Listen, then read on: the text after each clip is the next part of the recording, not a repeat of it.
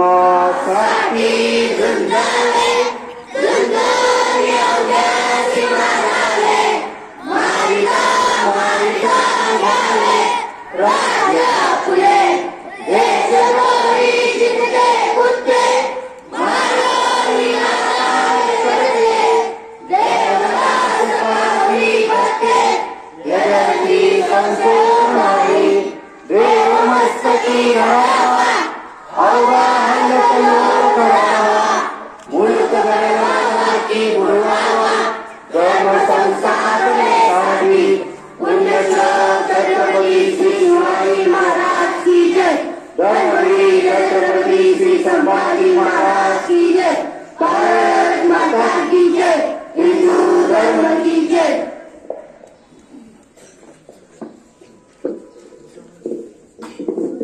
श्लोक साठी तयार।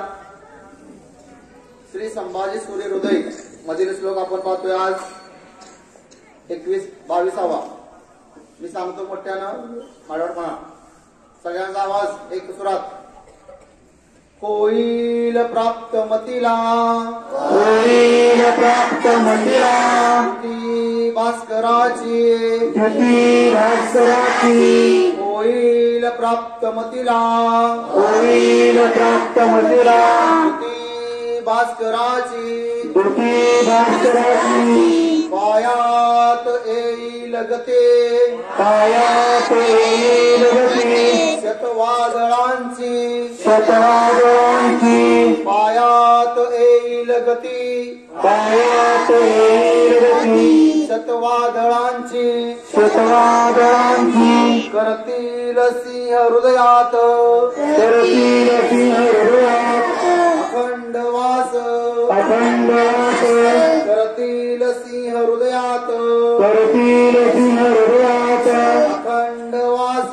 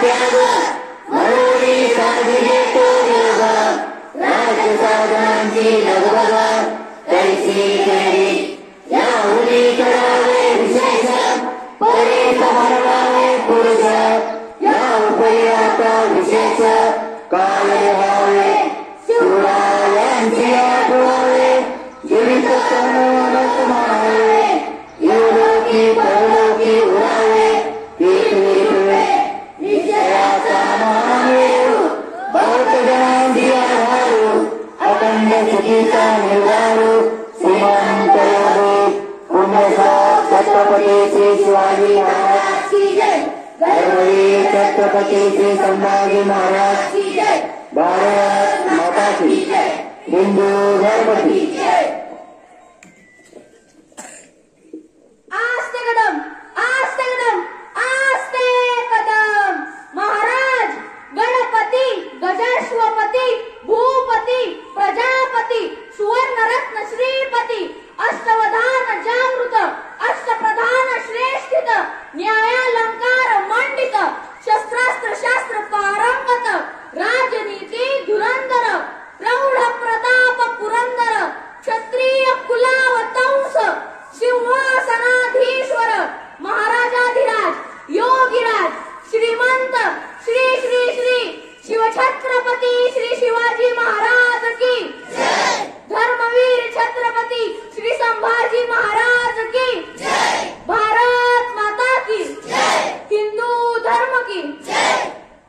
सह्याद्रीच्या कुशीत आणि या महाराष्ट्राच्या रांगड्या मातीमध्ये अनेक वीरांनी आपल्या या मातीसाठी आपल्या स्वराज्यासाठी आपल्या लोकांसाठी प्राणाची अगदी हसत हसत आहुती दिली। असे वीर आणि सर्व वीरांना एकत्र घेऊन रायरेश्वराच्या मंदिरात नुसती स्वराज्याची शपथ न घेता तर त्या शपथ सत्यात उतरवण्यासाठी अहोरात्र कष्ट करणारे हिंदवी स्वराज्य संस्थापक छत्रपती श्री शिवाजी महाराज पद पदम पत्र समचरण चंग जिमिकण ककर मकर नाभी ललित डबीर उदर लंबित विशालवर उरदीर्घ मुंडेत करितेत चारी फल एकदंतर सुंडल लवटेत हरिजात सकल मल. अशी वयाच्या 14व्या वर्षी संस्कृत ग्रंथ बुधभूषण या बुधभूषण ग्रंथामार्फत श्री गणेशाचं वर्णन करणारे, ज्यांना वयाच्या अवघ्या 13व्या वर्षी 13 भाषांचं ज्ञान होतं. यामध्ये मराठी, संस्कृत, हिंदी, उर्दू, फारसी, पर्शियन, पोर्तुगाली, इंग्रजी, अरेबी, कानडा, तेलुगू, बंगाली, ग्रीक, लॅटिन आणि पाली भाषा या भाषांवर ज्यांचं प्रभुत्व होतं. आणि बुधभूषण, नखशिखा, 7 शतक यांसारख्या ग्रंथांची ज्यांनी रचना केली असे वीर, आणि ज्यांनी आपल्या पित्याच्या स्वप्नासाठी आपल्या प्राणाची अगदी हसत हसत आहुती दिली, रक्ताच्या शेवटच्या थेंबापर्यंत ज्यांनी स्वराज्यासाठी लढा दिला मुघलांविरुद्ध, असे वीर छत्रपती श्री संभाजी महाराज या सर्वांना माझा सर्वप्रथम मानाचा मुजरा. मित्रांनो, सईबाई राणीसाहेब यांच्या पोटी पुरंदर किल्ल्यावरती 14 मे 1657 रोजी एका शिवरत्नाचा जन्म झाला आणि राजमाता जिजाऊ यांचे थोरले पुत्र संभाजी महाराज यांचा अफजल खानाने छळाने मृत्यू केला होता. आणि या शिवरत्नामध्ये राजमाता जिजाऊंना आपल्या थोरले पुत्र संभाजी महाराजांचे प्रतिबिंब दिसत असल्यामुळे त्या राजमाता जिजाऊ यांच्या संभाजी महाराजांच्या आठवणीवरून राजमाता जिजाऊ यांनी त्या पुत्राचे नाव संभाजीराजे असे ठेवले. पुढे शंभूराजे म्हणून ओळखले जाऊ लागले. मित्रांनो, पण या लहानग्या शंभूराजांवर अवघ्या 5 वर्षाचे असताना 1662 साली त्यांच्या मातेचा म्हणजेच सईबाई राणीसाहेब यांचा मृत्यू झाला आणि त्यांना मृत्यूला मातृप्रेमाला मुकावं लागलं. मित्रांनो, राजमाता जिजाऊ यांच्या आज्ञेवरून धाराऊ गाडे पाटील यांना त्यांची दुधाई म्हणून यांची नेमणूक करण्यात आली. मित्रांनो, तिथून पुढे राजमाता जिजाऊ यांनी संभाजी महाराजांचा सांभाळ केला. मित्रांनो, 1670 ते 1672 मध्ये संभाजी महाराजांनी युद्ध कौशल्य आणि प्रशासनाचे शिक्षण घेतले. त्यानंतर 6 जून 1674 रोजी संभाजी महाराजांची स्वराज्याचे पहिली युवराज म्हणून त्यांना घोषित करण्यात आले. मित्रांनो, 3 एप्रिल 1680 रोजी आपल्या सर्वांना माहित आहे की आपले छत्रपती श्री शिवाजी महाराज आपल्या सर्वांना काळाच्या सागरात लोटून आपल्यातून निघून गेले आणि महाराजांचे महानिर्वाण झाले. त्यानंतर अवघ्या 9 महिन्यांनी छत्रपती संभाजी महाराजांनी 16 जानेवारी 1681 रोजी स्वतःचा राज्याभिषेक करून घेतला आणि छत्रपती झाले. मित्रांनो, आता संभाजी महाराज छत्रपती झाल्यानंतर संभाजी महाराजांनी सगळ्यात पहिली लढाई अशी करायची की ज्यांनी सर्वांना आपल्या सर्व शत्रूंना कळायला पाहिजे की स्वराज्याचा छावा, स्वराज्याचे छत्रपती अजूनही जिवंत आहे. म्हणून संभाजी महाराजांनी सर्वप्रथम बुराणपुरावर घाव घातला. बुराणपूर म्हणजे जे मुघलांची सत्ता होती त्यातील सर्वात श्रीमंत प्रांत म्हणजे बुराणपूर होता. आजचा आपल्या भारतातला सगळ्यात श्रीमंत प्रांत जर आपण पाहिला तर तो मुंबई आहे. तसा त्यावेळेचा मुघल साम्राज्याचा सगळ्यात श्रीमंत प्रांत बुराणपूर होता. म्हणून संभाजी महाराजांनी बुराणपूरवर हल्ला केला. बुराणपूर मधली प्रचंड अशी संपत्तीची लूट केली. बुराणपूरचा त्यावेळी सरदार होता इनायत खान. त्या इनायत खानाचा पराभव संभाजी महाराजांनी केला आणि तिथून प्रचंड संपत्ती लुटली. आणि बुराणपूर मध्ये फक्त कोळसा आणि राख संभाजी महाराजांनी ठेवली. आणि बुराणपूर म्हणजे औरंगजेबाचं खूप आवडतं ठिकाण होतं. आणि संभाजी महाराजांनी त्याची केलेली राख रांगोळी पाहण्यासाठी औरंगजेब बादशाह 8 लाखाची फौज घेऊन, कोट्यावधीचा खजिना घेऊन, काही घोडे, काही हत्ती घेऊन, मोठी अशी भली मोठी फौज घेऊन संभाजी महाराजांवर चालून आला. स्वराज्यात तो चालून आला. आणि मित्रांनो, संभाजी महाराज आणि मुघल यांच्यात मोठा युद्धाचा संघर्ष सुरू झाला. मित्रांनो, इथून पुढे संभाजी महाराज आणि मुघल यांच्यात खूप मोठ्या लढाई झाल्या. 1684 पर्यंत. यामध्ये रामशेरचा किल्ला जो की पवार बांधवांनी 5.5 वर्ष लढवला होता. शिवाजी महाराज म्हणायचे की माझ्या प्रत्येक मावळ्याने माझा एक जरी किल्ला 1 वर्ष जरी लढवला तरी औरंगजेबाला माझे सगळे किल्ले घ्यायला 3.5 वर्ष लागतील. पण आपल्या पवार बांधवांनी रामशेज नावाचा किल्ला, आता रामशेज म्हणजे काय तर आपले जे प्रभू श्री राम होते ते त्या ठिकाणी शय्येसाठी गेले होते किंवा विश्रांतीसाठी गेले होते, त्यामुळे त्या ठिकाणाचे नाव रामशेज असे पडले. मित्रांनो, तो रामशेज किल्ला पवार बांधवांनी जवळजवळ 5.5 वर्ष लढवला. मित्रांनो मग तुम्ही विचार करा की आता 5.5 वर्ष जर एक किल्ला लढवला असेल तर औरंगजेबाला 5.5 गुणुले 365 इतके वर्ष आपलं सगळं स्वराज्य संपवायला औरंगजेबाला लागलं असतं. मित्रांनो 1684 पर्यंत मुघल संघर्ष जरा थांबला. त्यानंतर 1684 मध्ये मुघल बादशाहाने जो सिद्धी इंग्रज किंवा पोर्तुगीज हे होते त्यांना पत्र पाठवून असं सांगितलं की तुम्ही सुद्धा संभाजी महाराजांना हल्ला करा. आणि 1684 ते 1687 दरम्यान इंग्रज, पोर्तुगीज आणि सिद्धी यांच्यासोबत महाराजांचा संघर्ष झाला. या संघर्षामध्ये संभाजी महाराजांनी बारदेश म्हणजे आत्ताचा जो गोवा प्रांत आहे या गोवा प्रांतामध्ये त्या काळी जवळजवळ लहान मोठे असे 64 किल्ले होते. मित्रांनो आता त्यांपैकी काही किल्ले अस्तित्वात नाहीयेत, त्यांची पडझड झाली, पण त्या 64 किल्ले संभाजी महाराजांनी जिंकले होते. आणि त्या 64 किल्ल्यांमध्ये आता पोर्तुगीजांचं मुख्य शहर म्हणजे होते ते पणजी. आता त्या पणजीवर महाराजांनी आक्रमण केला आणि पोर्तुगीजांना पराभूत केले. त्या ठिकाणी त्याचा काउंट अलोवर नावाचा एक गव्हर्नर होता. तो महाराजांना इतका घाबरला की त्याने थेट सागरात उडी घेतली आणि ती उडी घेऊन तो पोहत एका नावेमध्ये जाऊन बसला आणि तो मायदेशी पळून गेला. पण संभाजी महाराज युद्धात इतके मग्न झाले होते, त्यांना एवढा युद्धाचा रस चढला होता की संभाजी महाराजांनी त्यांचा घोडा डायरेक्ट समुद्राच्या पाण्यात झेपावला. आणि तो समुद्र मोठा होता आणि घोडा आपला लहान असल्यामुळे घोडा तरंगू लागला. आता संभाजी महाराजांचा त्यावेळेस मृत्यू झाला होता अशी जयदेव शकावलीमध्ये आज त्याची नोंद आहे. पण मित्रांनो संभाजी महाराजांचे एक शूरमावे खंडोजी बल्लाळ यांनी संभाजी महाराजांना वाचवले. म्हणजे मित्रांनो तुम्ही विचार करू शकता की संभाजी महाराज युद्धात किती मग्न होत होते. संभाजी महाराजांना सगळ्यात प्रिय आयुष्यात स्वराज्य होते, हिंदवी स्वराज्य. मित्रांनो त्यानंतर 1687 रोजी संभाजी महाराजांनी जो गोवळकोंडा होता त्या गोवळकोंड्यास त्यांनी संभाजी महाराजांनी मदत केली. त्यानंतर मित्रांनो 1689 मध्ये शेख निजाम मुकरब खान जो हैदराबादचा होता मूळ, तो मुघलांना जाऊन मिळाला आणि तो कोल्हापुरात येऊन टेकला. मुघल बादशाच्या आज्ञेमुळे तो कोल्हापुरात येऊन टेकला. त्याच्या जवळपास 20 ते 25 हजाराचं सैन्य होतं. त्यांपैकी थोडंफार सैन्य घेऊन तो मलकापूरला येतो. मलकापूरला आल्यानंतर अनुस्पुरान घाटातून तो प्रभावली प्रांतात येतो. आता प्रभावली प्रांत म्हणजे मित्रांनो आजचं संगमेश्वर, आणि संगमेश्वराला शिरकाण असे सुद्धा म्हणले जायचे, कारण त्या ठिकाणी शिरक्यांचं मोठं वास्तव्य होतं, त्यामुळे त्या प्रांताला शिरकाण असं म्हणलं जायचं. आणि हा मुकरब खान शिरकाण प्रांतातून खाली आला आणि 1 फेब्रुवारीला संभाजी महाराजांना कैद झाली. आता मित्रांनो संभाजी महाराजांना कैद झाली हे आपल्याला माहिती आहे सगळ्यांना, पण संभाजी महाराजांना कैद कोणत्या फितुरीमुळे झाली हे आपल्याला बऱ्याच जणांना माहित आहे, आपल्याला गणोजी शिर्के आणि कान्होजी शिर्के. पण हे आपल्याला पुराव्यानिशी जर आपल्याला पाहायचं असेल तर मित्रांनो जयदेव शकावलीमध्ये जर आपण पाहिलं तर जयदेव शकावलीमध्ये अगदी संक्षिप्त रूपात जे काही शिवकालीन शंभूकालीन ज्या काही घटना आहेत त्या अगदी संक्षिप्त रूपात मांडल्या गेलेल्या आहेत. मित्रांनो ही जयदेव शकावली 1920 साली जयदेव कुटुंबाला सापडली, त्यातील काही पत्रे सापडली. ती पत्रे 1920 साली जयदेव कुटुंबियांनी लोकमान्य टिळकांना दिली. लोकमान्य टिळकांनी 1920 साली ती सगळी पत्रे भारत इतिहास संशोधन मंडळाकडे दिली आणि 1924 मध्ये त्या भारत इतिहास संशोधन मंडळाने त्या पत्रांची पहिली आवृत्ती काढली आणि त्याची दुसरी आवृत्ती यशवंतराव चव्हाण यांच्या काळामध्ये निघाली. तर मित्रांनो या पहिल्या आवृत्तीमध्ये पान नंबर 34 वर जर आपण पाहिलं तर त्यामध्ये असं लिहिले की शके 1610 कवी कलश यांचवरी शिर्के पारखे झाले, कलश पळून खेळण्यावर गेले, त्याची माशी संभाजीराजे रायगडाहून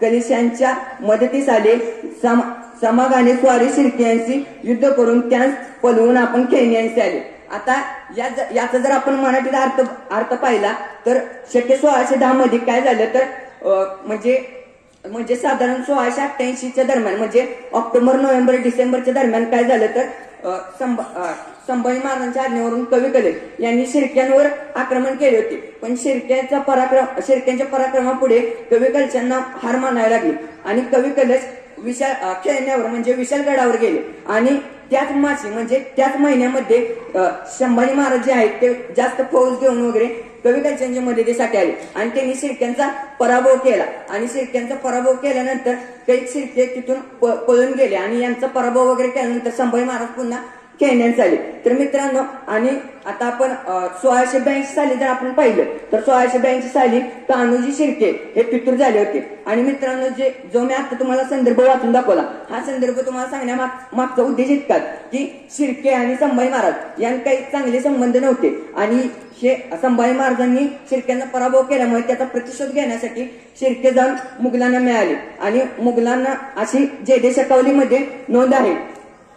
आणि शिर्के मुघलांना जाऊन मिळाल्यानंतर शिर्केने मुघलांना सांगितले की संगमेश्वर मध्ये महाराज असे वास्तव्यासाठी आहेत. आणि मग ही बातमी मुकरब खानाला मिळाली, शेख निजाम मुकरब खानाला. आणि शेख निजाम मुकरब खान मग त्या मार्गे संगमेश्वरात उतरतो आणि 1 फेब्रुवारीला संभाजी महाराजांना कैद करतो आणि 11 फेब्रुवारी आणि मित्रांनो तो मग आपले मराठी खूप जखमी झाले, कारण त्या राजाचे जे बाण होते ते बाण खूप तीक्ष्ण होते आणि त्या बाणात ते विषात बुडवून ते बाण आपल्या सैन्यावर मारले जायचे. आणि मग संभाजी महाराजांनी आपले खूप मावळे कामे येतात हे पाहून संभाजी महाराजांनी काय केलं तर एक चिलकत बनवण्याचा विचार केला आणि संभाजी महाराजांनी पहिले बुलेट प्रूफ जॅकेट बनवलं आणि त्या चिक्कदेव रायाचा तिथे पराभव केला. त्यानंतर संभाजी महाराजांनी गोवा असेल, कर्नाटक असेल, तमिळनाडू असेल, इथे शिवाजी महाराजांचे जेवढे स्वराज्य होतं त्याच्या 5 पटीने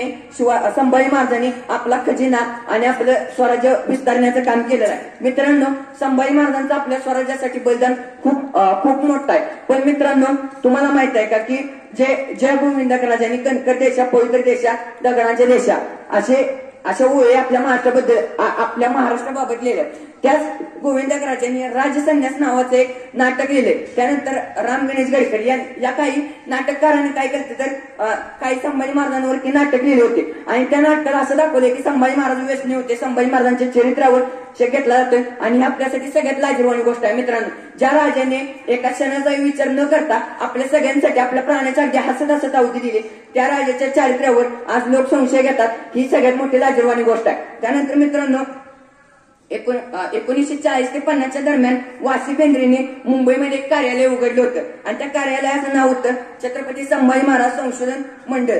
त्यानंतर नरहर कुरुंदकरांनी 1960 मध्ये 60 ते 70 पानांचा एक मोठा निबंध लिहिला होता. त्यात छत्रपती शिवाजी महाराजांपेक्षा संभाजी महाराजांनी राज्याचा विस्तार मोठा केला, संभाजी महाराजांनी आपल्या राज्यासाठी काय काय केले या सगळ्याची नोंद केलेली आहे. मित्रांनो, आता आपण सगळ्यांनी आपल्या संभाजी महाराजांचा इतिहास जपला पाहिजे आणि ही आपल्या काळाची गरज आहे. आता आपण काय करतोय तर आपण आता आपल्या इतिहासाच्या पानावर जरी पाहिलं तर 7वीला आपल्या मराठ्यांचा इतिहास आहे. त्या 7वीच्या मराठ्यांच्या इतिहासाच्या पानावर पुस्तकात जर आपण पाहिलं तर संभाजी महाराजांचा इतिहास फक्त 1.5 पाने.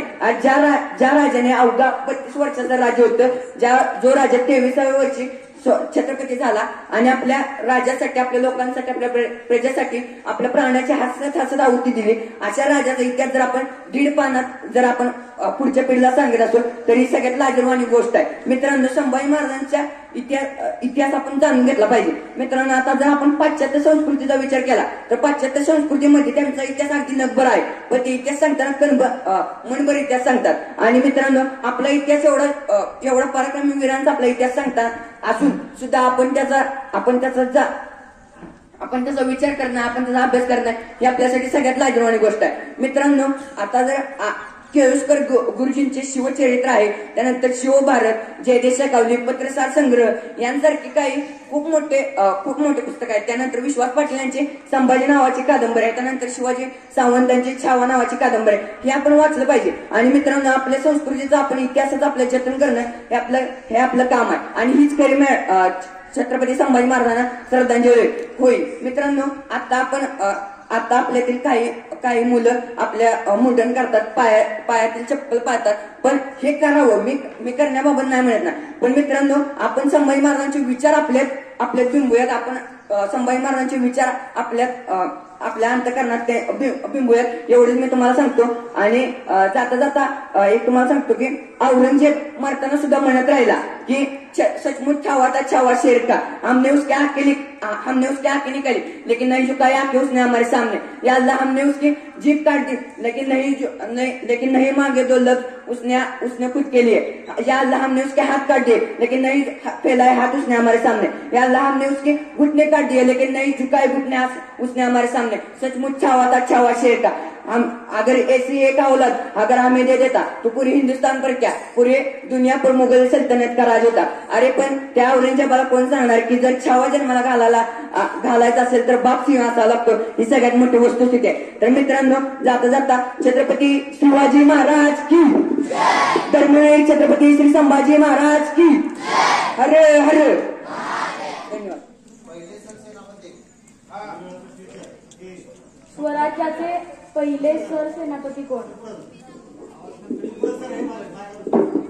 शिवाजी पासलकर हे उत्तर बरोबर आहे।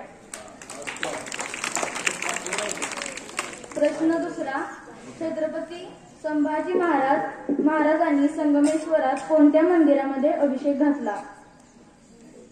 छत्रपती संभाजी महाराजांनी संगमेश्वरात कोणत्या मंदिरामध्ये अभिषेक घातला? ऐका येत नाही।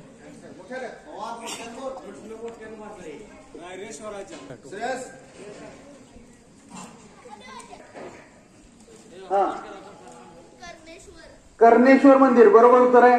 अतिशय सुंदर। 7मध्ये नीलकंठ कोण आहे? 7 नीलकंठ मारायला। यानंतरचा प्रश्न, शिवरायांचे 8वे रूप हे मूळचं काव्य कोणाचं आहे? या काव्याचे लेखक कोण? शिवरायांचे 8वे रूप, शिवरायांचा 8वा प्रताप, शिवरायांचा 8वा साक्षेप उपमंडळी, त्या कवीचं नाव काय? फक्त एखादी तर काय माहितीये, रोज म्हणतोय पण एखादी म्हणत आलं नाही कुणी लिहिलंय। श्रेयस कवी परमानंद चुकीचं उत्तर आहे। तर कोण सांगताय? कवी कलश चुकीचं उत्तर आहे। चला बोला लवकर। आणि कोणाचं नाव येतं आपल्या समोर? महाराष्ट्रातले एक थोर संत होते।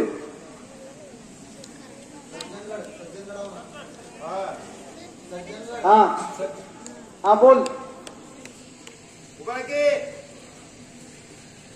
काय? जेव्हा जाऊन छत्रपती संभाजीराजे मिळाले आणि तिथून परत आल्यानंतर शिवाजीराजांनी सांगितलं की तुम्ही काही दिवस सज्जनगडावरती थांबा, स्वामी समर्थांच्या सेवेमध्ये राहा, तुम्हाला राजनीती आणि नीती धर्म कसा असतो शिकवलं जाईल।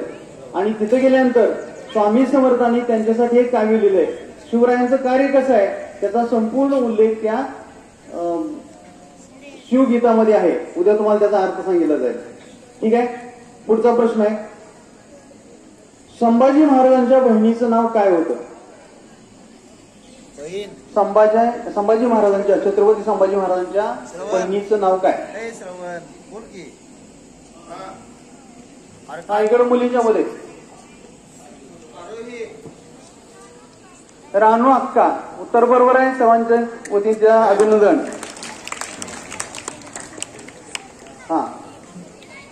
पुढचा महत्वाचा प्रश्न आहे,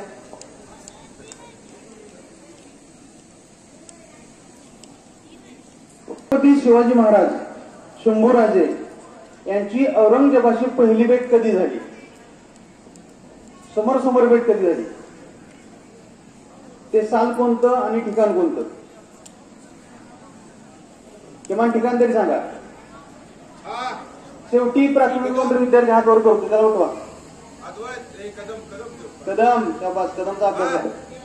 आविष्कार शिंदे कोण आहे? नवीन आहे का? आग्रा या ठिकाणी शंभूराजे छत्रपती शिवाजी महाराजांनी औरंगजेबाची पहिली भेट झाली। ती तारीख होती 12 मे 1666। औरंगजेबाचा 50वा वाढदिवस होता। सर्वांनी उत्तर दिली त्याबद्दल त्यांचं हार्दिक अभिनंदन।